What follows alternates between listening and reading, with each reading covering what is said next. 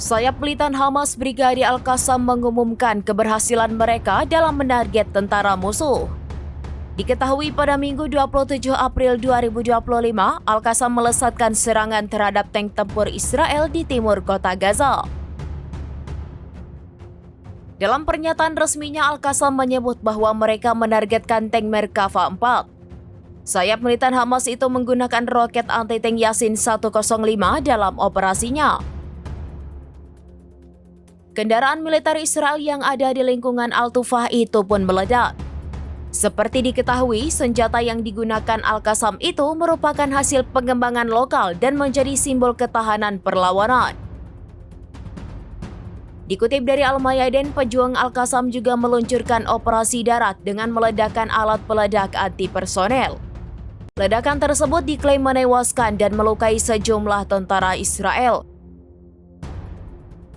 Tak berselang lama, Brigade Al-Quds sayap militer Jihad Islam Palestina turut menyatakan keterlibatan mereka dalam serangan tersebut. Mereka diketahui meluncurkan peluru kendali ke arah sebuah rumah yang telah diubah menjadi pos militer oleh tentara Israel.